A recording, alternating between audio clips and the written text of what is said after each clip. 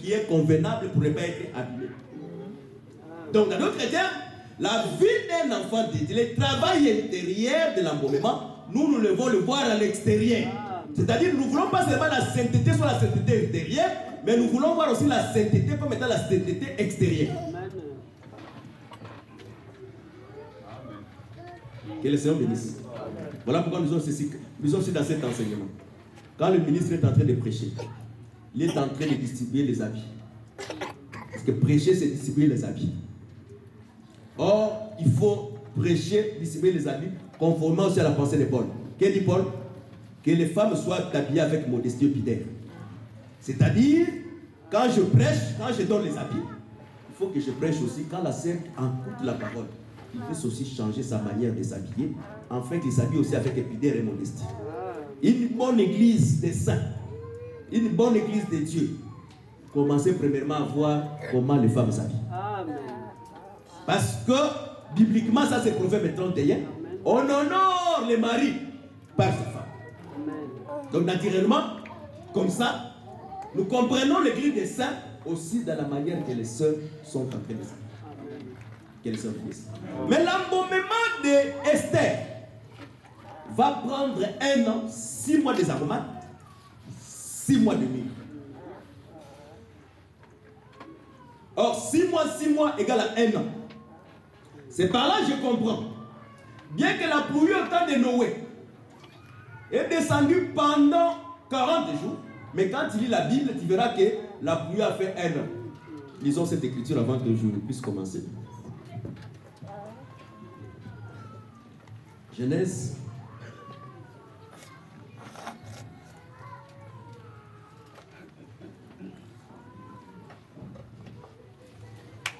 C'est dans Genèse 7. Dans Genèse 7, verset 11. Donc je lis. Genèse 7, verset 11. Là, 600 des vies de Noé. Le second mois, le 17e jour du mois, en ce jour-là, toutes les sources de l'abîme, toutes les sources du grand abîme jaillirent et les équipes des cieux s'ouvrirent. La pluie tomba sur la terre pendant 40 jours et 40 nuits. Prenons Genèse 8, verset 13. Genèse 8, verset 13. L'an 601, le premier mois, le premier jour du mois, les eaux avaient séché sur la terre et Noé ôta la couverture de l'arche. Regardez, voici la surface de la terre avait séché. Donc, c'est-à-dire, la pluie. Quand tu fais les calculs des hommes, 1 an n'est pas égal à 40 jours. La pluie était descendue pendant 40 jours. Mais pour que la terre sèche, il est arrivé à l'an 600 et à l'an 601, la pluie est terminée. C'est-à-dire la pluie, le mouvement de la pluie, jusqu'à ce que la terre devienne sèche, ça fait 1 an. C'est-à-dire, dans d'autres termes, si aujourd'hui l'embaumement continue, parce que le 1 an n'est pas encore. Et le rôle de la pluie, c'est quoi? C'est de couvrir toutes les surfaces de la terre. Or, Habakkuk 2, je crois bien verset 14 dit, comme la mer remplit la terre, de la même manière, la terre sera remplie de la connaissance de Dieu Tout-Puissant. C'est-à-dire, ce qui fera que l'embaumement puisse s'arrêter, c'est quand la connaissance atteindra son niveau pour le salut total. Parce que la connaissance que nous avons aujourd'hui, ce n'est pas ce que nous aurons demain. La connaissance que tu as aujourd'hui, la crainte de Dieu que tu as aujourd'hui, ce n'est pas cette crainte que tu auras demain. Dans ta crainte que tu as aujourd'hui, il y a certains péchés qui te trouvent normaux. Tu dis, ah, ça c'est un péché, mais c'est normal. Comme dit les Congolais, ça ce sont des coopérations. Ce n'est pas des péchés. Aujourd'hui, tu as l'incapacité de voir que les coopérations, ce sont les péchés. Mais demain, à cause de l'abondance de la pluie, tu verras que les coopérations aussi, c'est un péché.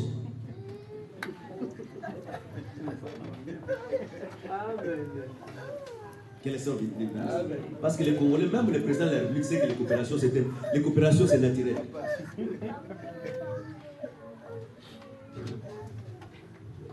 Or, tout ce qui est en dehors de l'inadministratif, C'est condamnable par la loi. Comme c'est condamnable par la loi, c'est un péché.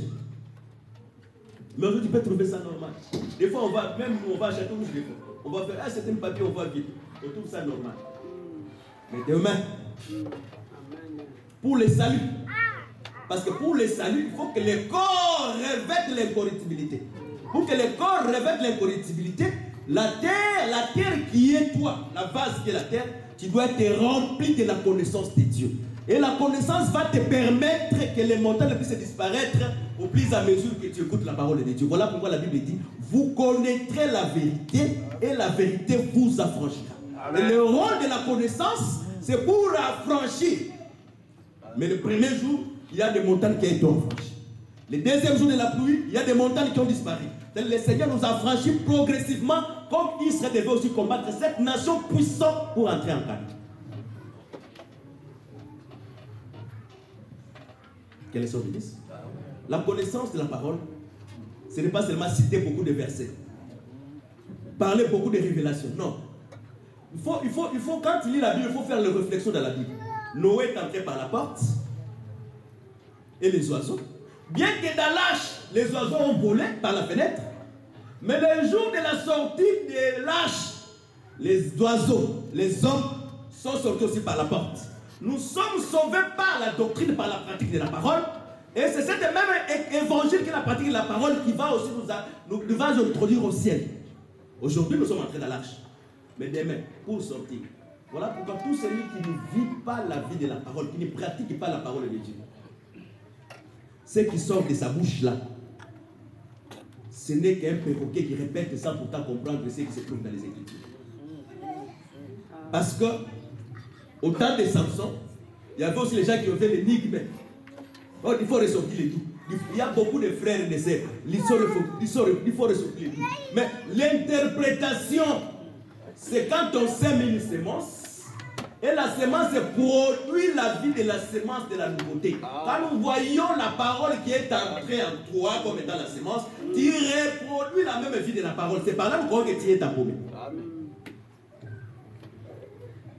C'est-à-dire, quand on embaume, on doit utiliser les produits propres pour l'embaumement. Parce que si on utilise les produits contraires, et quand on commence à embaumer, ça c'est le médicament. On ne commence pas à embaumer toutes les parties du corps une fois pour toutes. Il y a des parties sensibles qu'on doit commencer vraiment à embaumer pour ne pas infecter d'autres parties du corps. Quel est ce ministre?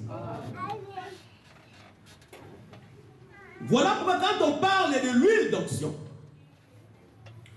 quand on voit les sacrificateurs, premièrement, il faut lire. Hein. Ça, c'est Exode 40. Lis Exode 40 à la maison. Avant de oindre les sacrificateurs, qu'est-ce qu'on fait avec les sacrificateurs? On lève les habits. On les lave. On lève les habits, ni on les lave. Quand on termine de laver les sacrificateurs, on le oint maintenant d'huile. Dans d'autres termes, on ne peut pas oindre l'huile à quelqu'un qui est sale. Il faut vraiment qu'il soit lavé. Quand il est lavé, c'est à ce moment qu'on te oint d'huile pour servir. Et nous croyons, l'Écriture dit, Christ a fait de nous un royaume de sacrificateurs pour Dieu son Père. Tout celui qui a cru dans cet évangile, c'était un sacrificateur. En étant sacrificateur, c'est-à-dire qu'il a été lavé premièrement, afin que la saleté ne se trouve pas en lui, et il a été oint. Parce que le Saint-Esprit, c'est la capacité que le Seigneur nous a donnée pour que nous puissions nous perfectionner petit à petit. Voilà pourquoi la Bible dit un peu de levain, ça fait gonfler la pâte. C'est-à-dire, nous, comme étant aussi une pâte, le Saint-Esprit, c'est un levain. Ne prends pas seulement le levain du péché. Nous avons le levain du péché, qui est le levain des pharisiens. Mais la Bible dit 3 mesures de farine pour un levain. Donc, le levain aussi, il y a le levain de la parole qui est le Saint-Esprit. Le corps, comme étant une pâte, parce qu'il dit soyez la pâte sans mélange. Ça, c'est 1 Corinthiens 5. Christ est notre pâte, il a été immolé. Tel que nous sommes aussi la farine. Il faut que le Seigneur prenne le levain du Saint-Esprit qu'il met en nous afin que la pâte puisse se gonfler. Or, quand la pâte est en train de gonfler, c'est ça que nous appelons le renouvellement de l'homme intérieur et la destruction de l'homme extérieur. Au fur et à mesure, quand quelqu'un accepte la parole, quand le Saint-Esprit vient en lui, c'est ce que nous avons dit le mardi. Le Saint-Esprit, c'est comme un produit d'embaumement. C'est comme un produit de vaccination. Pourquoi on vaccine quelqu'un? On trouve que la maladie, peut-être la tuberculose, mais maintenant, pour qu'on soigne premièrement la tuberculose, après avoir soigné la tuberculose, qu'est-ce qu'on fait? On donne les vaccins pour que la tuberculose ne revienne plus vivre dans ta vie. C'est-à-dire, le Seigneur, après avoir lavé quelqu'un par l'eau, qui est la parole, qui était sale par le péché, le Seigneur donne maintenant le Saint-Esprit comme le produit de vaccination, afin que le péché, même si ça peut t'agiter, mais que cette maladie ne se développe plus dans ta vie. Amen. Qu'elle soit bénie. Parce que tu peux recevoir aussi la vaccination. La maladie aussi peut faire aussi comme si il veut se développer, mais à cause du vaccin, les maladies ne vont pas se développer. Nous croyons que le Saint-Esprit, c'est le produit de vaccination. Quand tu es vacciné par le Saint-Esprit, le Saint-Esprit fera son travail. Même si tu ne fais pas, le Saint-Esprit fera ton travail. Voilà pourquoi, attention. Attention quand tu quittes dans ta vie. Parce que notre corps, c'est le temple du Saint-Esprit. Lisez très bien Matthieu 24. Le Seigneur, quand il était dans le temple, il n'a pas parlé sur la destruction du temple. Mais quand il est sorti dans le temple, c'est à ce moment qu'il a regardé le temple, il a dit que cette maison ne restera pas pierre sur pierre. C'est le Seigneur aussi longtemps qu'il est dans la maison. Aussi longtemps que le Seigneur est en toi, il ne sera pas détruit. Mais quand le Seigneur quitte ta vie, la parole n'est plus en toi, sache-le que c'est la destruction de ta vie. Quel Seigneur bénisse. Voilà pourquoi on a composé les produits pour embellir Esther. Mais ce qui m'étonne quand on est en train d'embaumer Esther, ce sont les mêmes produits aussi qu'on a embaumé les amis qui étaient ensemble avec Esther, mais les autres n'ont pas eu l'accès de devenir reine. C'est-à-dire, la même parole que nous prêchons aujourd'hui. Pour les autres, ça sera la grâce pour les saluts. Pour les autres, bien qu'ils écoutent cela, car il y a beaucoup d'appelés, mais il y a peu des élus. C'est-à-dire, on a beaucoup d'appelés, mais les élus, avec les mêmes enseignements, avec les mêmes produits, parce que la composition de l'huile d'onction, c'est les mêmes produits que nous utilisons. Mais pour les autres, les amis d'Esther se lavaient aussi encore sur le même produit. Ils utilisaient aussi les mêmes produits de toilettes. Mais seul qui a reçu la grâce devant le roi, c'était Esther. Que le Seigneur bénisse. C'est par là que je comprends. Le salut n'est pas seulement le vouloir de quelqu'un, mais le salut, c'est trouver la grâce au temps de la grâce. Trouver la grâce au temps de la grâce. Je me répète parce que je vais terminer maintenant d'ici peu. Je prends un exemple. Abraham n'a pas vécu le temps de la grâce. Il était au temps de la loi. Moïse l'a vécu au temps de la loi. Élie au temps de la loi. Mais pendant qu'ils étaient au temps de la loi, Moïse a trouvé grâce. Abraham a trouvé grâce dans les temps de la loi. De la même manière aussi aujourd'hui, depuis que le Seigneur est mort à la croix, la porte de la dispensation de la grâce a été ouverte. Mais pour être sauvé dans le temps de la grâce, il faut aussi trouver grâce au temps de la grâce. Voilà pourquoi Esther, il a trouvé grâce aux yeux des gens qui les soignaient pour qu'il soit choisi comme étant la femme de Dieu. Quelle est son bénédiction. Et le preuve que tu as reçu la grâce, c'est quand le Seigneur te donne le Saint-Esprit. Le Saint-Esprit, c'est le plus grand cadeau qui est plus qu'un jet, qui est plus qu'un yacht, que le Seigneur peut donner à quelqu'un. Tout ce que vous voyez ici, ce sont des vanités, des vanités. La Bible dit ceci, les mauvais événements, le royaume de la France ici, peut s'ébouler que d'un seul jour. Si un vrai tsunami vient, il emporte et l'économie française, et tout, c'est fini. La France est par terre. Mais c'est que la tsunami ne peut pas détruire, c'est notre espérance que nous avons reçue au travers de la.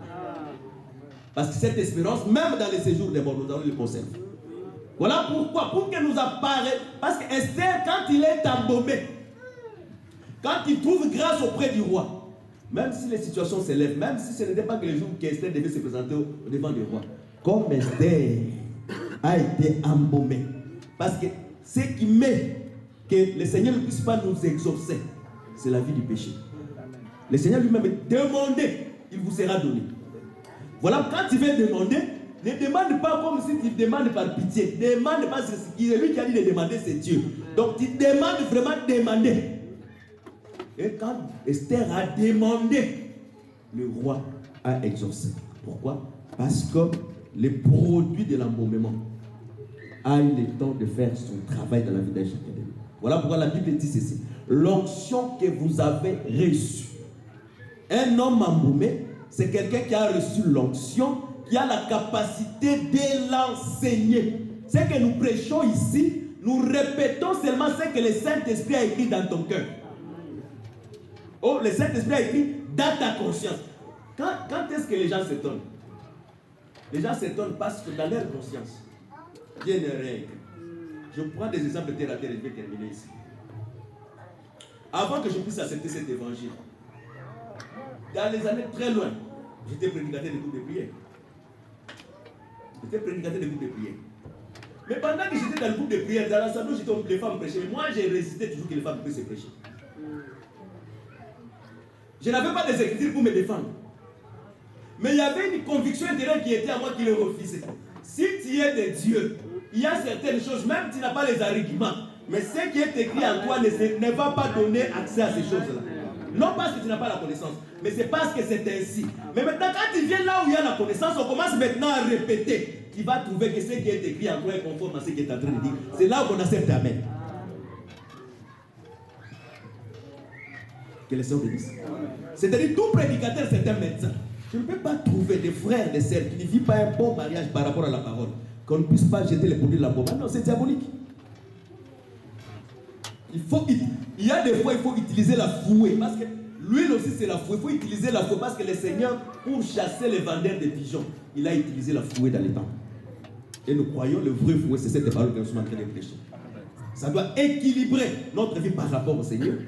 Et ça doit aussi équilibrer notre vie par rapport au siècle présent. D'ailleurs, je vous dis chaque fois, la plus bonne éducation, c'est celle de la parole. Si quelqu'un vit la parole, même dans les lieux du travail, il sera apprécié. Même dans son mariage, même si sa femme ne l'accepte pas, mais quelque part, il dit que mon mari, c'est un enfant de Dieu. Même si le mari n'accepte pas, quelqu'un se dit, ah, ma femme, c'est que je fais ça, j'ai fait ça, j'ai fait ça. Si j'avais fait à une sœur telle, ou bien une femme telle, ah, aujourd'hui, on ne serait pas dans le mariage. Mais si ma femme l'a supporté, parce qu'elle est un enfant, ce n'est pas pour toi. Elle a supporté ça parce que nous ne sommes pas liés seulement avec le mariage, mais nous sommes liés aussi avec Dieu. C'est par les liens de Dieu, voilà pourquoi nous supportons beaucoup de choses. Que les sœurs bénissent. Voilà pourquoi on devait prendre le mûr, les aromates, pour faire le mélange. Et cette mélange, ça sert à l'huile d'onction. Et cette huile-là, personne ne pouvait le faire. Mais l'huile qu'on vous vend ici, quand vous allez dans les magasins Carrefour, vous trouvez qu'on est en train de vendre cette huile-là. Et on appelle ça l'huile. Non, ça ce n'est pas l'huile d'onction. L'huile d'onction, quand tu veux vivre la loi, il faut le vivre aussi dans sa totalité. Quand tu veux vivre la loi, quand tu veux vivre la loi, tu dis, bon, je veux qu'on me oigne l'huile. Il faut que quand tu veux qu'on te oigne l'huile, il faut que cette huile-là qu'on veut te oindre, ça puisse répondre aux critères de l'huile qui a été choisie par Moïse. Mais tu verras que l'huile qu'on utilise pour te oindre, c'est l'huile qui ne répond pas aux critères que Moïse a fixés. Dans d'autres termes, ce qu'on te oint là, c'est l'idolâtrie. Parce que tout ce qui n'est pas produit de la parole, c'est l'idolâtrie. Voilà pourquoi si on t'a déjà oint l'huile quelque part, quand on va commencer à prier, prie pour ça. Parce que cette huile-là, par rapport même premièrement à la loi, n'est pas conforme à la loi du parfumeur. On ne pouvait pas l'appliquer sur quelqu'un. On ne pouvait pas en faire des semblables. Or, l'huile qu'on ne pouvait pas faire des semblables, ce n'est pas seulement cette huile physique. L'huile qu'on ne pouvait pas faire des semblables, c'est l'enseignement. Parce que l'Écriture dit, c'est poussé par le Saint-Esprit que les hommes ont parlé de la part de Dieu. C'est-à-dire tout enseignement qui n'est pas poussé par le Saint-Esprit, c'est l'huile semblable à l'huile du parfumeur. Là, vous ne comprenez pas, vous êtes vraiment... Amen. C'est-à-dire, quand je prêche un enseignement, et que cet enseignement n'est pas conforme à ce qui est écrit, c'est-à-dire c'est une fabrication à la proportion de l'huile du parfumeur. Dans d'autres termes, quand je suis en train de prêcher, je suis en train de vous oindre. Parce que l'Écriture dit, nous sommes oués par la parole. Or, quand quelqu'un est oué, c'est à ce moment que tu apparais encore plus belle. Parce que notre beauté dépend de la parole que nous sommes en train d'écouter. Tu ne peux pas être belle, tu ne peux pas être beau sans cette parole. Parce que la Bible dit, nous avons été oués par la parole de Dieu. C'est-à-dire, quand quelqu'un prêche, il commence à fabriquer, il prend ça, il prend un peu de la zoologie, il prend un peu de la botanique, il associe, il prend aussi sa propre pensée, bien qu'il cite les Écritures. Mais comme il a pris sa propre pensée, il a mis cela. Cela, ce n'est plus l'huile de parfumeur. C'est un mélange à la proportion de l'huile de parfumeur. Et c'est lui qui est en train de faire cette mélange doit être Dieu. Voilà pourquoi avec facilité, je peux résister à quelqu'un qui est en train de prêcher le mauvais enseignement. Qui n'est pas un péché. Et ce n'est pas le manque de respect. C'est parce que tu n'as pas respecté la fabrication de l'huile de parfumeur. Ce que tu as fait, ce n'est pas l'huile authentique. Parce que le vrai huile doit être poussé par le Saint-Esprit.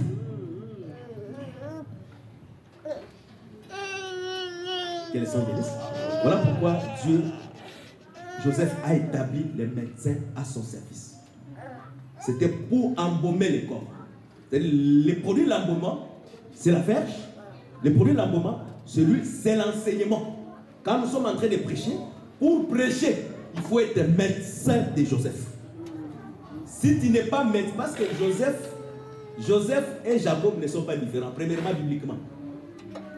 Bibliquement, les premiers-nés et les pères ne sont pas différents.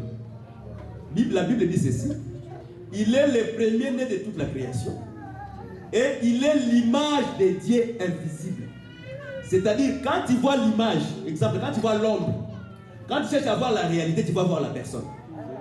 Exemple, quand tu vois l'ombre de frère Lick à côté, si tu suis l'ombre du frère Lick, tu vas voir le frère Lick. C'est-à-dire, si le Seigneur Jésus-Christ, il est l'ombre de Dieu invisible, si tu veux chercher la réalité, tu vas voir que la réalité c'est Dieu. Est-ce que c'est bon? Donc, dans d'autres termes, Joseph, il était le premier-né des enfants de Jacob. Ça, c'est 1 Chronique 5, verset 1 jusqu'à 5. Comme Ribé a perdu les droits de premier-né, c'est Joseph qui a pris les droits de premier-né. C'est-à-dire, dans d'autres termes, c'est Jacob lui-même qui a organisé sa propre dette. C'est vrai, dans d'autres termes, les ministres ne sont que les vases. C'est Dieu lui-même qui est venu embaumer son propre corps au travers de l'œuvre du ministère. Amen.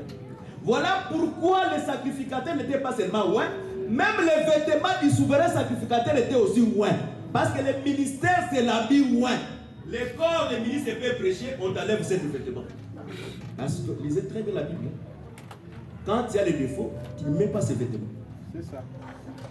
C'est-à-dire, quand quelqu'un fait l'exercice, quand est-ce qu'on met ses vêtements? Quand on est en exercice.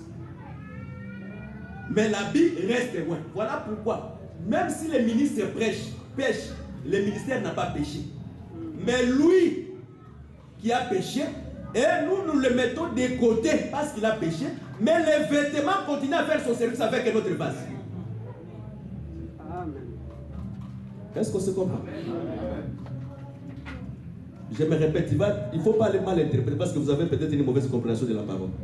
Je répète pour terminer ici. J'ai dit ceci, tel que je suis en train de prêcher. Comme ministre, je prêche.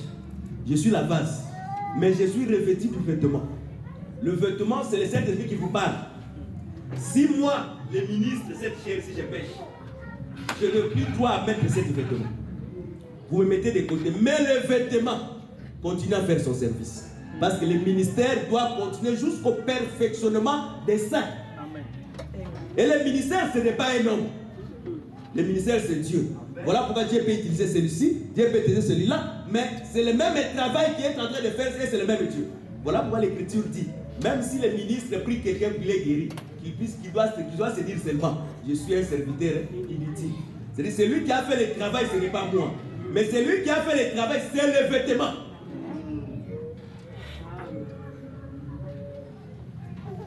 Voilà pourquoi nous tirons les oreilles. Même quand on est dans cette église, on prie pour toi, tu es guéri. Ne fais pas de cet homme de Dieu qui devient ton fanatique. Non, non, non. Même Dieu a dit, je ferai de Moïse Dieu pour Pharaon. Mais on n'a jamais lu dans la Bible qu'Israël est en train d'adorer Moïse. Amen. C'est l'adoration, l'honneur, la gloire, c'est seulement au Créateur. Amen. Les hommes, ce sont les vases, ils passeront. D'ailleurs, n'oublie pas l'écriture d'Hébreux 5. Celui qui est élu parmi les peuples, la faiblesse est toujours son partage. Même si tu ne m'as jamais attrapé, si tu ne m'attrapes pas dans le péché, mais sache-le qu'il y a encore une imperfection sur moi. Amen. Voilà pourquoi il faut voir plus que Dieu. Voilà, la Bible dit que lorsque le Seigneur sera élevé, à ce moment, il attirera plusieurs vers lui. L'église ne croise pas par les stratégies. L'église ne croise pas parce que l'homme de Dieu prêche bien. L'église croise quand le Seigneur est élevé. Voilà pourquoi, tel que nous sommes en train de prêcher, le seul qui sera élevé en céleste, ce n'est que le Seigneur. Voilà pourquoi l'évangile, l'onction, c'est l'enseignement. L'onction que vous avez reçue vous enseignera toutes les choses. Voilà pourquoi l'enseignement ramène le discernement. Je prends un peu d'autres exemples. Tu dors, tu vois ton frère nu. Tu vois ton frère nu tu vois ton frère nu. Tu dis directement, ah non, comme je l'ai vu nu, ça c'est une sorcière. Ça c'est l'interprétation mondaine. L'interprétation doit se faire avec les enseignements. Quand est-ce qu'Adam était devenu nu? Quand il a transgressé la loi de Dieu et le vêtement est sorti. C'est-à-dire, si quelqu'un est nu, ou il est dans l'état du péché, ou il est la manque de la gloire, parce que nous connaissons la sorcellerie, c'est le péché. Mais ce n'est pas seulement la sorcellerie, mais l'état. Quand le Dieu te montre l'état, il va te dire que cette personne est sans gloire. Bon, je ne vais pas donner aujourd'hui cet exemple. Je me limite ici, que le Seigneur vous bénisse. Tu vas incliner ta tête dans la prière.